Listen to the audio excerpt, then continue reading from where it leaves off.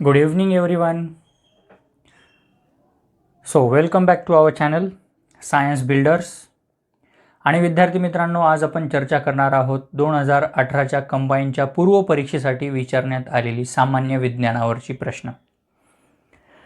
मागच्या काही व्हिडिओजमध्ये आपण सामान्य विज्ञानाच्या सिलेबसबद्दल आढावा घेतला. मागच्या 2019ची राज्यसेवा, त्याचबरोबर 2019चा कंबाईन, 2018चा राज्यसेवा यांच्या प्रश्नपत्रिका आपण सोडवलेल्या आहेत. तर त्यांच्या लिंक्स या खाली डिस्क्रिप्शन बॉक्समध्ये आपण देऊ. त्या डिस्क्रिप्शन बॉक्समध्ये त्या लिंक्स आहेत, त्यावरती क्लिक करून मागचे व्हिडिओज देखील पाहायला विसरू नका. So if you like our videos, please do like, comment, share, subscribe our channel science builders. So वळूयात आजच्या पहिल्या प्रश्नाकडे.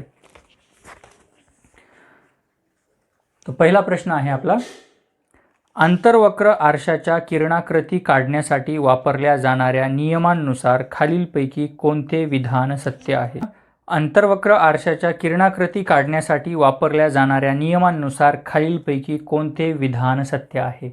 तर विद्यार्थी मित्रांनो, तुम्हाला स्क्रीनवर आता लागलीच याचं स्पष्टीकरण दिसणार आहे.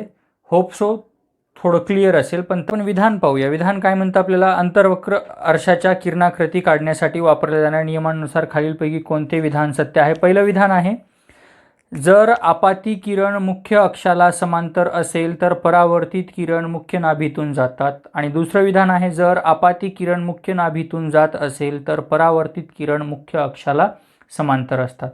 तर आपण एक काम करू, या ठिकाणी लेट्स ड्रॉ द डायग्राम्स. जमेल तसं आपण कॉन्केव्ह मिररच्या डायग्राम्स काढू. सपोज दॅट 3 कंडिशन्स आपण सांगणार आहोत या ठिकाणी, बिकॉज ज्यावेळेस आपण बोलतो अबाउट द थिंग्ज, हे 10वीच्या पुस्तकामध्ये आपल्याला पाहायला मिळेल. अंतर्वक्र आरशामुळे निर्माण होणाऱ्या प्रतिमा नावाचा जर आपण चॅप्टर पाहिला तर त्यात आपल्याला पाहायला मिळेल. तर सपोज, ओके ठीक आहे. मग आता ज्यावेळेस आपण किरण यातनंच टाकणार आहोत, आता आपाती किरण म्हणजे आपण आपाती किरण आहे जो या अंतर्वक्र भिंगावरती पडला. मग अंतर्वक्र भिंगावरती हा आपाती किरण पडल्याच्या नंतर जो रिफ्लेक्टेड रे आहे, तो रिफ्लेक्टेड रे ह्या एफ या पॉईंटमधनं इथनं, ओके, त्याला आपण काय म्हणू? त्या एफला आपली मुख्य नाभी म्हणू. काय म्हणू? एफला मुख्य नाभी असं म्हणू. आणि हा जो सी आहे हा सेंटर ऑफ कर्वेचर आहे. ओके, होप्स तुम्हाला क्लिअर आहे, डायग्राम दिसते प्रॉपरली. मग त्यानंतर आता पुढचा जो आहे सेकंड कन्सेप्ट. आता पहिला कन्सेप्ट काय होता आपल्याला? जर आपाती किरण मुख्य अक्षाला समांतर काढला, हा मुख्य अक्ष, त्याला समांतर आपाती किरण काढला तर परावर्तित किरण मुख्य नाभीतून जातोय. याचा अर्थ पहिलं विधान आपलं बरोबर आहे. दुसरं विधान काय म्हणतं? दुसऱ्या विधानात काय? जर आपाती किरण मुख्य नाभीतून जात असेल तर परावर्तित किरण मुख्य अक्षाला समांतर असतात. आता एक आपाती किरण आपण काय करू? त्याला मुख्य नाभीतून घेऊन जाऊ.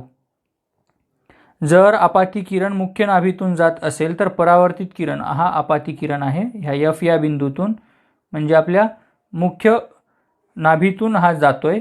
मग हा काय होईल? इथनं हा समांतर येईल इकडे.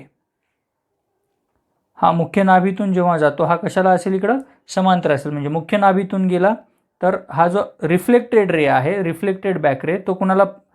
हा पॅरलल आहे, तर मुख्य अक्षाला पॅरलल आहे.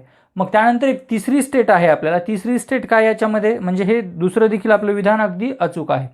पण जर आपण अंतर्वक्र आरशामुळे निर्माण होणाऱ्या प्रतिमाचा तिसरा नियम पाहिला तर नियम काय म्हणतो? जर आपाती किरण वक्रता माध्यमातून जाईल तर परावर्तित किरण त्याच मार्गाने परत येतो. मित्रांनो, म्हणजे आपाती किरण जेव्हा समजा असा हा मध्यतामधून गेला, मध्यता म्हणजे आपला सी मधनं गेला, हा सेंटर ऑफ कर्वेचर ज्याला आपण म्हणू किंवा ज्याला आपण वक्रता मध्य असं म्हणू, त्या वक्रता मध्यातून जर गेला तर जो रे आहे वापस याच्यावरनंच रिफ्लेक्ट होतो. म्हणजे आपल्याला तो आता इथं स्ट्रेस करता येणार नाही, वेगळ्या कलरनं दाखवता येणार नाही, बट हा इथंच स्ट्रेस होतो. तर अशा पद्धतीनं हे आपले 3 किरण आपण दाखवू. तर हा झाला आपला अंतर्वक्र आरशामुळे निर्माण होणाऱ्या प्रतिमांवरचा कन्सेप्ट. तर यात विधान ए आणि बी दोन्हीही सत्य आहेत, म्हणजे पर्याय क्रमांक 1 हे आपलं अगदी अचूक उत्तर आहे. आता वळूयात पुढच्या प्रश्नाकडे. पुढच्या प्रश्नामध्ये आपल्याला सांगितलंय योग्य जोड्या जुळवा. योग्य जोड्या जुळवा कुठला प्रश्न दिसतोय का? हां, ओके. प्रश्न आहे योग्य जोड्या जुळवा. कुणाबद्दल आहेत जोड्या? C V. Raman, George Ohm, Hans Oersted, Michael Faraday आणि त्याच्यासमोर कोणी कोणत्या बाबतीत शोध लावला याच्याबद्दल आपल्याला विचारणा केलेली आहे त्या ठिकाणी. तर ज्यावेळेस आपण या कन्सेप्टवरती बोलतोय तर या कन्सेप्टमध्ये सगळ्यात महत्त्वाचं काय आहे आपल्याकडे? आपल्याला ती शास्त्रज्ञ आणि त्यांनी लावलेले शोध माहीत असणं गरजेचं आहे. मग सी व्ही रमन यांनी काय केलंय? प्रकाशाचे विकरण केले. सी व्ही रमन यांनी काय केलेलं आहे? प्रकाशाचे विकरण. यासाठी त्यांना 1930 साली नोबेल पुरस्कार देखील देण्यात आलेला होता. 1930ला त्यांना नोबेल देण्यात आलेला आहे. आणि आपल्याकडं सी व्ही रमन यांच्या स्मृतीमध्ये आपण काय करतो? राष्ट्रीय विज्ञान दिन देखील साजरा करतो.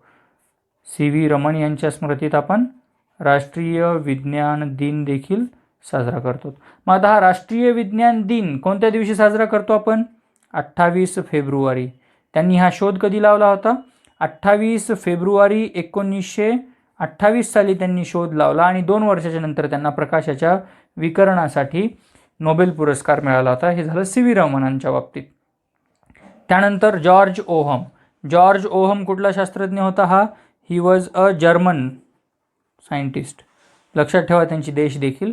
जॉर्ज ओहम हा जर्मन शास्त्रज्ञ होता ज्याने विद्युत परिपथातील रोधाबाबत शोध लावला होता, ज्याला आपण काय म्हणतो? रेजिस्टर्स असं म्हणतो. ते रेजिस्टन्स आपण कशात मोजतो? त्याच्या सन्मानार्थ ओहममध्ये मोजतो. As we all know that resistor जर दाखवायचं तर आपण असं दाखवतो बघा. रेजिस्टर हा रेजिस्टर जो आहे त्या रेजिस्टरचं त्यानं युनिट आपल्याला आपण ओहम असं संबोधतो. हा त्याच्या स्मृतीमध्ये. आणि त्यानं शोध कशात लावला होता? विद्युत परिपथातील रोधाचा. त्यानंतर हॅन्स ओरेस्टेड. आता हॅन्स ओरेस्टेड कोण होता? हा डेन्मार्कचा नागरिक होता. हा कुठला होता? डेन्मार्कचा होता. हॅन्स ओरेस्टेडने कशाचा शोध लावला? विद्युत धारेतून चुंबकत्वाची होणारी निर्मिती याबद्दल त्यानं शोध लावला. आणि त्यानंतर शेवटचा Michael Faraday. As we all know that Michael Faraday कोण होता? एक ब्रिटिश सायंटिस्ट होता. आणि या ब्रिटिश सायंटिस्टनं काय केलं? सगळ्यात अगोदर विद्युत धारा आणि परिवलन गती स्पष्ट केली त्याने. विद्युत धारा व परिवलन गती स्पष्ट केली. आणि याच्याच आधारे विद्युत धारा आणि परिवलन गती या कन्सेप्टच्या आधारेच आपल्याकडे काय केलं जातं? विद्युत मोटारीची संरचना अभ्यासली जाते. विद्युत मोटारीची संरचना. याचा अर्थ, याचं उत्तर काय असेल? 2. म्हणजे आपल्याला पर्यायांमध्ये 3, 4, 1 आणि 2 हे ज्या पर्यायात असेल तो पर्याय अगदी अचूक उत्तर असणार आहे आपलं. वळूयात पुढच्या प्रश्नाकडे.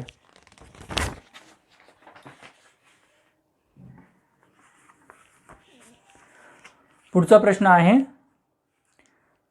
जर 0.3 एम्पियर इतकी विद्युत धारा 418 ओहम रोध असलेल्या तारेच्या कुंडलातून 1 मिनिटासाठी प्रवाहित केली तर किती कॅलरी उष्मा निर्माण होईल? आता याच्याबद्दल अभ्यास करत असताना आपल्याला काय करावं लागणार आहे? जूलचा नियम माहीत असणं गरजेचं आहे.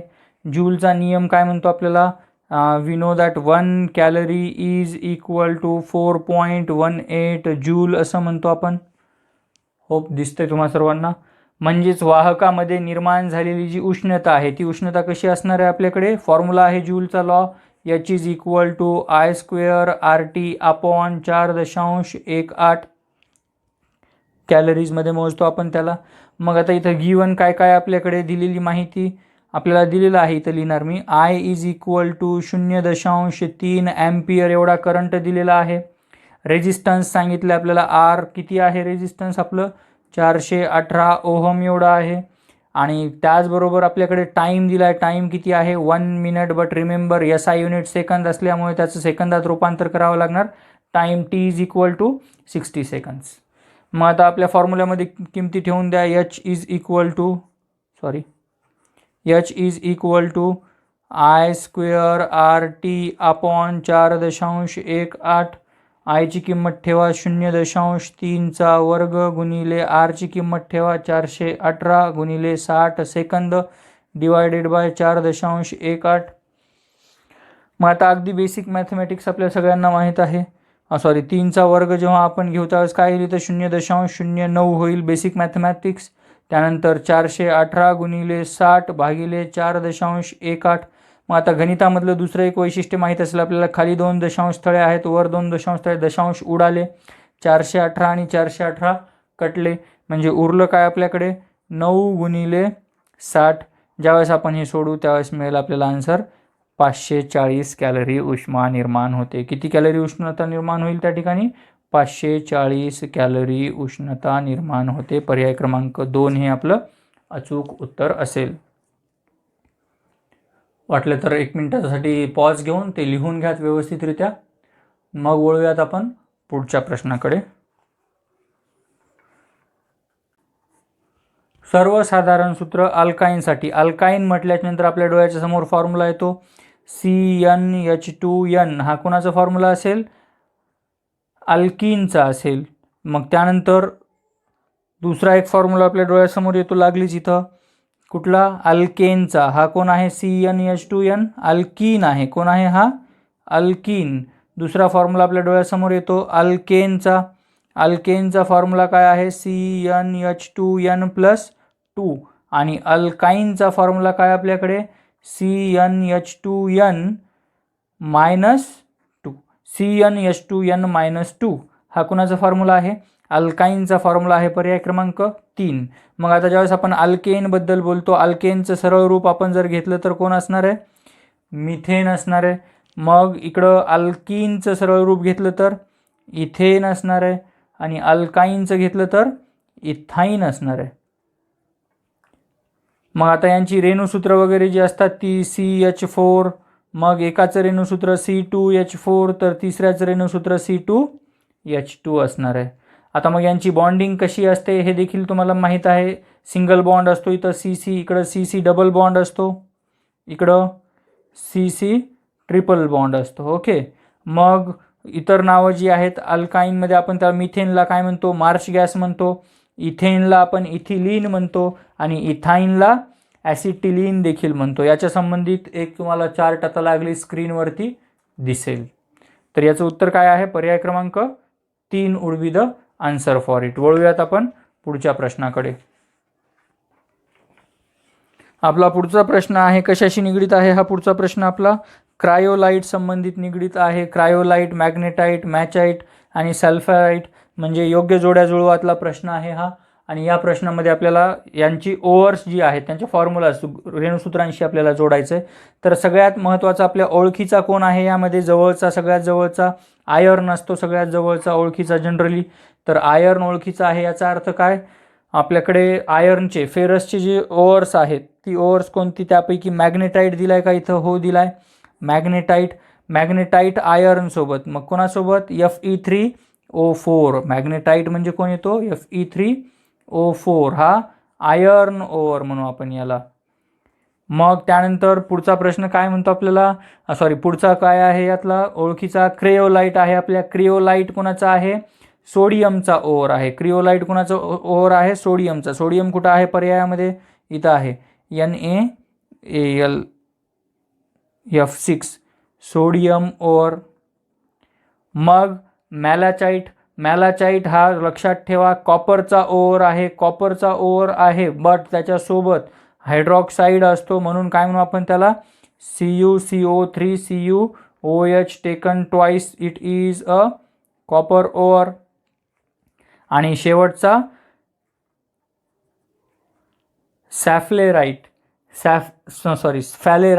स्फॅलेराइट कोणाचा आहे? झिंकचा ओव्हर आहे, ज्याला आपण झिंक सल्फाईड सुद्धा म्हणतो. तो झिंक ओव्हर आहे. तर कीप इन माइंड आता या दिलेले जे पर्याय आहेत आपले म्हणजे पहिल्याचं उत्तर काय असणार आहे आपल्याकडे? 7. इकडून लिहू आपण. दुसऱ्याचं उत्तर काय असणार आहे? 4. तिसऱ्याचं उत्तर काय असणार आहे? 8. तिसऱ्याचं उत्तर 1 आणि चौथ्याचं 8. तर दिलेल्या पर्यायांपैकी योग्य पर्याय मॅच करून त्याचं उत्तर तुम्ही शोधून घ्यात. मग आता त्यानंतर आपला पुढचा प्रश्न आहे इलेक्ट्रॉनचा शोध डॅश डॅश याने लावला. आता इलेक्ट्रॉनचा शोध म्हटलं की सगळ्यांना माहीत आहे इलेक्ट्रॉनचा शोध लावणारा कोण होता? Sir J.J. थॉम्सन होता. बिकॉज थॉम्सनचा जो आधुनिक सिद्धांत आहे, थॉम्सन्स मॉडर्न थेरी, आपल्या सगळ्यांना माहीत आहे. त्यात त्यानं काय केलं होतं? एक वॉटरमेलन एक्सपेरिमेंट केला होता, ज्याला आपण थॉम्सनचा प्लम पुडिंग काय म्हणू आपण त्याला? प्लम पुडिंग अनुप्रारूप देखील म्हणतो आपण. तर आपल्याला माहीत पाहिजे सर J.J. थॉम्सन यांनी इलेक्ट्रॉनचा शोध लावला. मग त्यानंतर पुढचे शास्त्रज्ञ कोण आहेत? गोल्डस्टेन जे आहेत, गोल्डस्टेन यांनी प्रोटॉनबद्दल भाषित केलं. त्यानंतर जेम्स चॅडविक याने न्यूट्रॉन्सबद्दल भाषित केलं. जेम्स चॅडविक याने न्यूट्रॉन्सबद्दल भाषित केलं. आणि मग शेवटी येतात रुदरफोर्ड, ज्यांनी न्यूक्लियसबद्दल, ज्याला आपण सेंटर ऑफ ॲटम असं म्हणू, अणुकेंद्रकाबद्दल भाष्य केलं. तर हे झालं शास्त्रज्ञ. कोणत्या शास्त्रज्ञांनी कुठल्या गोष्टींचा शोध लावला? तर आपल्या प्रश्नाचं उत्तर इलेक्ट्रॉनचा शोध सर जे थॉम्सन यांनी लावला. मग आता थॉम्सनची जी थेरी आहे ती थोडक्यात आपल्याला माहीत असणं गरजेचं आहे की 1897मध्ये, कधी 1897मध्ये सर जे थॉम्सन यांनी अणूच्या प्रारूपाची पहिली प्रतिकृती सुचवली. मग त्याचबरोबर त्यांच्यामध्ये अणू हेच काय होतं? द्रव्याचं अंतिम आणि अविभाज्य रूप होतं. म्हणजे it was the final and individual, म्हणजे याचं विभाजन देखील होणार नाही असा अविभाज्य कण हा अणू आहे, असं कोण मांडलं? सर जे थॉम्सन यांनी मांडलं. मग त्याचबरोबर सर जे थॉम्सन यांनी काय केलं? त्यात अणूमध्ये ऋणभारित इलेक्ट्रॉन नसून धनभारित प्रोटॉन आहेत हे देखील सांगितलं. म्हणजे प्रोटॉन्स देखील त्यात आहेत असं थॉम्सन यांचं म्हणणं होतं आणि त्यांनी प्रोटॉन्स हे धनभारित असतात असं सांगितलं. मग पुढे अजून काय सांगितलं त्यांनी? जे थॉम्सन यांनी ही जी संकल्पना मांडली त्या संकल्पनेला काय म्हणतो आपण? प्लम पुडिंग कन्सेप्ट म्हणतो. कोणता कन्सेप्ट आहे? Plum pudding concept. त्यात त्यांनी कलिंगडाची उपमा त्याला दिली होती अणुसिद्धांत स्पष्ट करत असताना. आणि त्यांनी जो इलेक्ट्रॉनचा शोध लावला त्या शोधासाठी त्यांना 1906 साली नोबेल देखील मिळालेला आहे. Hoping you are clear with it. So वळूयात आपण आता पुढच्या प्रश्नाकडे. प्रथिनाची साखळी कोणत्या अर्थहीन कोडॉनमुळे तुटते? आता प्रथिनांची साखळी ज्यावेळेस आपण अभ्यासतोय तर त्यात कोडॉन्स हा आता प्रश्न कुठला आहे आपल्या? पोषण तत्वे. पोषण तत्वामध्ये आपण प्रथिनांचा अभ्यास करतो. प्रथिनांच्या बाबतीत आपल्याला त्यांची स्रोत माहीत असणं गरजेचे आहे. आणि ज्यावेळेस आपण स्रोतांबद्दल बोलतो त्यावेळेस आपल्याला माहीत असेल अमिनो ॲसिड, त्याचं मग ते रायबोझोमचं स्ट्रक्चर आणि त्याचे कोडॉन्स. या डिटेल्समध्ये आपल्याला पाहावं लागणार आहे. 11वीच्या पुस्तकातून मिळेल. तर याचं जे उत्तर आहे ते असणार आहे UCA, UGA, UAA आणि UAG. म्हणजे फक्त C हे याचं उत्तर असेल. कोडॉन्स संदर्भात आहे तो प्रश्न. वळूयात पुढच्या प्रश्नाकडे. पुढचा प्रश्न काय म्हणतो आपल्याला? टेनिया सोलियमला हुक जंत असे म्हटले जाते. खालीलपैकी कोणते विधान योग्य आहेत? टेनिया सोलियमला हुक जंत म्हटले जाते. टेनिया सोलियम काय आहे? Taenia solium is a tapeworm. Tapeworm आहे म्हणजे तो हुकजंत नाही, हे विधान चुकीचं आहे. लक्षात घ्या. Taenia solium is a tapeworm जो पॉर्क या प्रकारात मोडतो. तो फायलम कुठला आहे त्याचा? इट्स फायलम प्लॅटीहेल्मिंथिस आणि it is generally found in pigs. ही वर्म कुठं आढळते? It is found in pigs. मग त्यानंतर दुसरं विधान काय आहे? फॅसिला हेपोटिकाला यकृत फ्लूक या नावाने ओळखले जाते. आता यकृत फ्लूक म्हणजे आपण त्याला इंग्लिशमध्ये म्हणतो liver fluke. When we are talking about liver fluke we all know that ही लिव्हर फ्लूक जी आहे ती निमॅटेहेल्मिंथिस असते. लिव्हर फ्लूक कोण आहे? निमॅटेहेल्मिंथिस.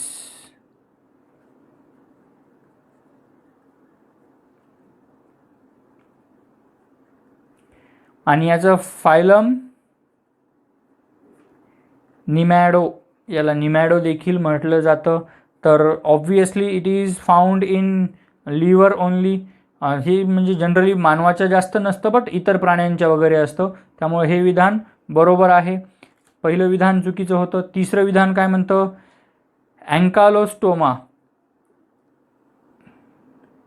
That is ancylostoma duodenale is called tapeworm. Ancylostoma डिओडर्म हा टेपवर्म नसून हा कोण आहे? हा हुकवर्म आहे. हा कोण असतो?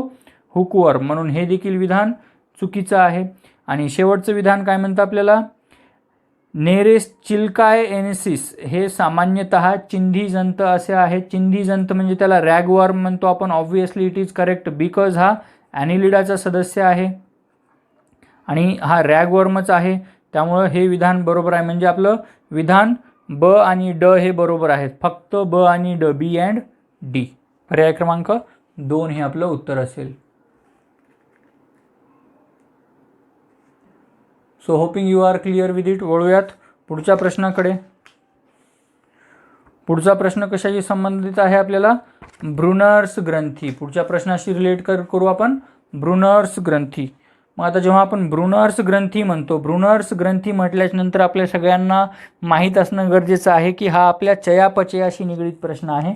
चयापचयाशी निगडीत प्रश्न अर्थात आपल्या स्मॉल इंटेस्टाईनशी आपण याला जोडू. Because Brunner's gland they occur in small intestine. आता स्मॉल इंटेस्टाईनचे ना मित्रांनो जनरली आपण 3 भाग पाडतो. We all know that. लहान आतड्याला आपण 3 भागात वर्गीकरण करतो. कोणकोणते वर्गीकरण आहेत त्यांचे? डिओडेनम म्हणू आपण त्याला. डिओडेनम हा पहिला भाग. त्यानंतर दुसरा भाग असतो त्याचा जेजुनम. आणि तिसरा भाग ज्याला आपण इलिओम असं म्हणू. इलिओम असं म्हणतो. मराठीत जर याची नावं सांगायची झालं तर आपण काय म्हणू याला आपण? जो मधला भाग आहे याला आपण वरचा भाग, हा डिओडेनम वरच्या भागात असतो. जेजुनम जो आहे तो मधल्या भागात असतो. आणि खालच्या भागामध्ये ज्याला आपण मराठीमध्ये इलिओमला शेषांत्र असं म्हणतो. काय म्हणू आपण याला? शेषांत्र असं म्हणतो. हा खालचा भाग ज्याला आपण इलिओम असं म्हणतो. मग आता आपण बोलतोय ब्रुनर्स ग्रंथीबद्दल. ब्रुनर्स ग्रंथी ज्या आहेत त्या आढळतात. या ग्रंथीचे मुख्य कार्य काय असतं? ज्याला आपण काय म्हणू? श्लेषमलयुक्त अल्कधर्मी स्त्राव. श्लेषमलयुक्त अल्कधर्मी स्त्राव म्हणजेच श्लेष्मा जो असतो, ज्याला आपण बायकार्बोनेट असलेले म्हणतो. श्लेष्मा, ज्याला आपण श्लेषाम्लयुक्त अल्कधर्मी स्त्राव तयार करणे म्हणतो. आणि ही पक्वाशया विषयाची वैशिष्ट्यपूर्ण रचना असते, जी की स्विस चिकित्सक जेहान ब्रुनर यांनी मांडली होती. कोण होते स्विस चिकित्सक? He was from Switzerland. That Swiss चिकित्सक हुज नेम वॉज जोहान कॉन्रॅड. त्यांनी ही संकल्पना मांडली होती आणि त्यांनी सांगितलं होतं की ही जी ब्रुनर्स ग्रंथी आहे त्यांच्या सन्मानार्थच त्या ग्रंथीला, ज्याला कॉर्नाड ब्रुनर म्हणू आपण त्याला, त्यांच्या सन्मानार्थच या ग्रंथीला नाव देण्यात आलं ब्रुनर्स ग्रंथी. आणि ही ब्रुनर्स ग्रंथी पक्वाशयाच्या सबम्युकोसामध्ये आढळते. पक्वाशयाच्या सबम्युकोसामध्ये आढळते. म्हणजेच ही ग्रंथी कुठं असणार आहे? आपल्या जे लहान आतड्याचा मधला भाग आहे जेजुनम, ज्याला आपण म्युकोसा देखील म्हणतो, म्युकोसा इलियम, त्या भागामध्ये ही ग्रंथी आपल्याकडे आढळते. सो नेक्स्ट प्रश्न. वनस्पतींच्या वर्गीकरणामध्ये गुणसूत्रांचे कोणते गुणधर्म महत्त्वाची भूमिका पार पाडतात? वनस्पतींच्या गुणसूत्रामध्ये गुणसूत्रांची संख्या देखील महत्त्वाची आहे. गुणसूत्र क्रोमोझोम्स म्हटलं की क्रोमोझोमल नंबर महत्त्वाचा आहे, नंबर ऑफ क्रोमोझोम्स. गुणसूत्रांचा आकार देखील महत्त्वाचा आहे. गुणसूत्रांचे बाह्यरूप देखील महत्त्वाचे आहे, म्हणजे ज्याला आपण मॉर्फॉलॉजी म्हणतो. आणि त्याचबरोबर गुणसूत्रांचं जे ॲबिरेशन असतं, ज्याला आपण विचलन असं म्हणतो, ते देखील महत्त्वाचं आहे. म्हणजे ABCD पर्याय क्रमांक 4 हे या ठिकाणी आपलं अगदी अचूक उत्तर असणार आहे. वळूयात पुढच्या प्रश्नाकडे. खालीलपैकी कोणत्या वनस्पती गटामध्ये संवहनी संस्था बीजाणू निर्मिती असते परंतु बीजे नसतात? आता संवहनी संस्था म्हटल्यानंतर आपल्याला अगोदर वनस्पती सृष्टीची माहिती असणं गरजेचं आहे. वनस्पती सृष्टीची आपण ज्यावेळेस माहिती घेतो त्यावेळेस आपण वनस्पती सृष्टीला 2 भागात विभागतो. कोणकोणत्या? अपुष्प आणि सपुष्प.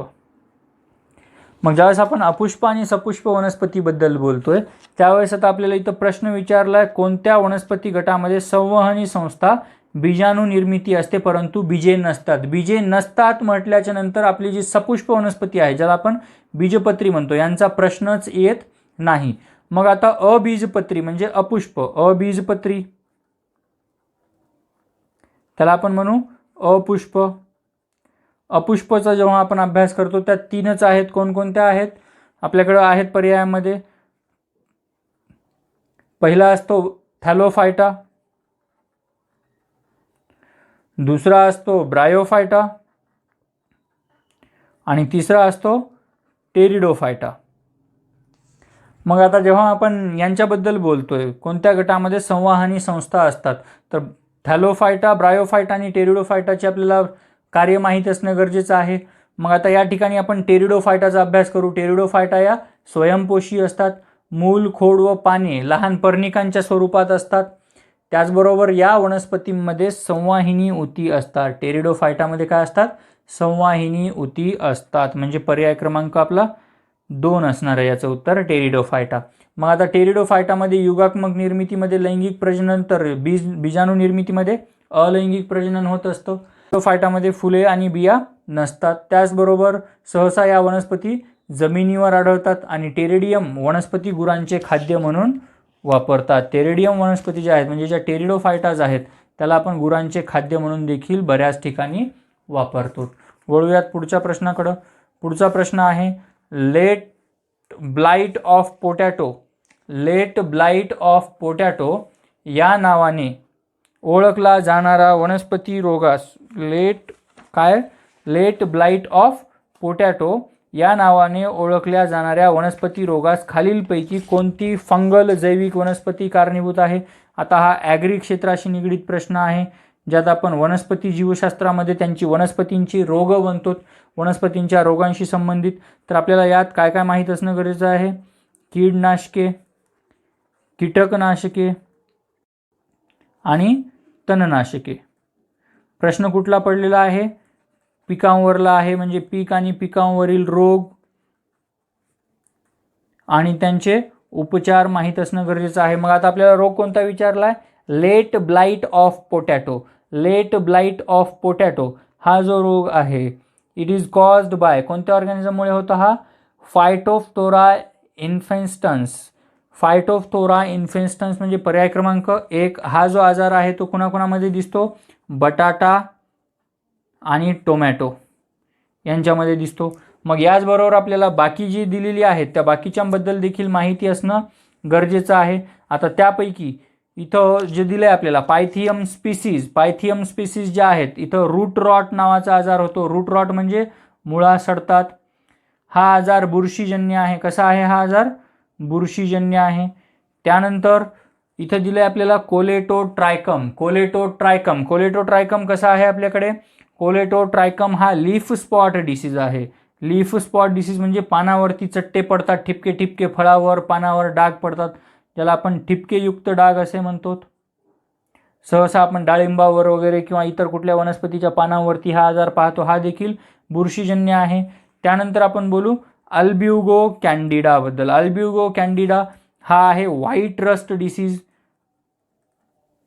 व्हाईट रस्ट म्हणजे यात पांढरे डाग पडतात आणि हा बुरशीजन्य नसून हा अल्गीमुळे होणारा आजार आहे. हा कोणामुळे होतो? अल्गीमुळे. म्हणजे वरचे जे 3 आहेत हे असा पुढच्या वेळेस हा गटात न बसणारा म्हणून देखील येऊ शकतो.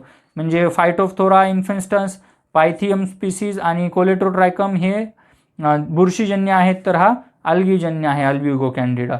तर आपलं अचूक उत्तर फायटोफ्थोरा इन्फेस्टन्स. बटाटा आणि टोमॅटोवरती याचा आजार आपल्याला दिसतो.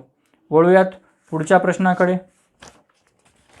पुढचा प्रश्न सस्तन प्राण्यांमध्ये ज्ञानेंद्रिय खालीलपैकी कोणत्या 3 मूलभूत स्वरूपात स्थित असतात? आता हा जो प्रश्न आहे आयोगानं कॅन्सल केलेला होता, त्यामुळे या प्रश्नावर आपण चर्चा न करता पुढच्या प्रश्नाकडे वळणार आहोत. हळूहळू विकसित होणारे व दीर्घकालीन राहणाऱ्या संसर्गास किंवा संक्रमणास डॅश डॅश संबोधले जाते. हळूहळू विकसित होणारा आणि दीर्घकाल राहणारा ऑब्व्हियसली जो खूप स्लो आणि लॉंग लास्टिंग असतो त्याला आपण तीव्र संक्रमण असं म्हणतो. तीव्र संक्रमण ज्याला आपण क्रोनिक संक्रमण किंवा क्रोनिक इन्फेक्शन देखील म्हणतो. पर्याय क्रमांक 1 हे आपलं अचूक उत्तर असणार आहे. मग वळूयात आपण पुढच्या प्रश्नाकडे. आपला पुढचा प्रश्न आहे दंड व शंकू नामक संवेदी तंत्रिका पेशी डॅश डॅशमध्ये आढळून येतात. आता हा दंड व शंकू नामक संवेदिका पेशी म्हणजे आपल्याला आपलं NCERTचं 9वीचं किंवा 10वीचं स्टेट बोर्डचं बुक ज्यामध्ये मानवी डोळा आहे, मानवी डोळ्यावरचा हा प्रश्न आपल्याला विचारण्यात आलेला आहे. जेव्हा आपण चर्चा करू डोळ्यांच्या भागाबद्दल, तर डोळ्यांचे जे भाग आपण पाडतो त्या डोळ्यांमध्ये बाहुली, भिंग, समायोजी स्नायू, त्यानंतर पारपटल, बुबळ या सगळ्या गोष्टींचा आपण अभ्यास करतो. तर दंड व शंकू नामक संवेदी तंत्रिका पेशी कुठं आढळते? ही पेशी आपल्यात आढळते रेटिनामध्ये, म्हणजे ज्याला आपण डोळ्यांचा पडदा असं म्हणतो. रेटिना ऑफ द आईज, डोळ्यांच्या पडद्यावरती आपल्याला ही पेशी आढळते. दृष्टीपटल ज्याला म्हणतो, नेत्रभिंगाद्वारे जेव्हा आपण प्रकाश किरण पाहतो, नेत्रभिंगाद्वारे प्रकाश किरण प्रकाश संवेदी पडद्यावर येतात.